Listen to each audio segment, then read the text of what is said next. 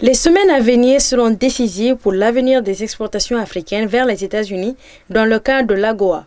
À Washington, plusieurs délégations de haut niveau se réunissent pour la reconduction de l'African Growth and Opportunity Act, un mécanisme qui, depuis 25 ans, offre un accès préférentiel aux produits africains sur le marché américain en vue de garantir la stabilité économique des entreprises et des investisseurs.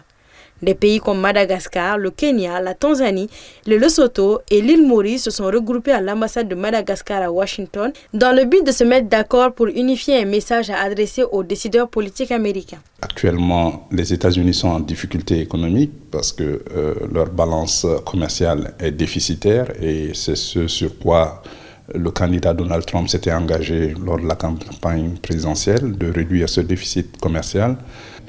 Et évidemment, cet effort de lobbying, il faut non seulement entreprendre ce lobbying auprès de l'administration, mais aussi du Congrès américain, qui est majoritairement républicain aussi, conservateur.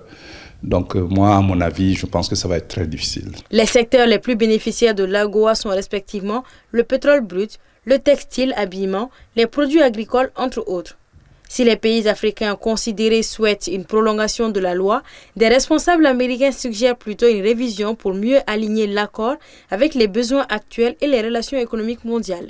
Mais les Africains seront perdants parce que vous savez, l'avantage de cette loi, c'est qu'il y a plus de 6000 produits qui viennent d'Afrique qui peuvent avoir accès au marché américain, qui est le plus grand marché au monde, en franchise des droits de douane. Les États-Unis gagnent parce que les Africains vont avoir des produits qu'ils ne pourront pas vendre. Où est-ce qu'ils vont les vendre maintenant? En franchise de douane.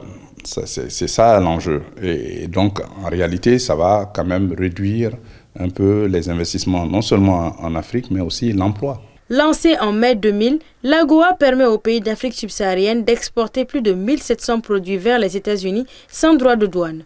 Depuis 2022, les États-Unis ont exclu le Mali, l'Éthiopie et la Guinée du programme AGOA pour violation des principes de l'accord. À noter que les importations des États-Unis en provenance des pays d'Afrique subsaharienne éligibles au programme AGOA ont totalisé 9,7 milliards de dollars en 2023.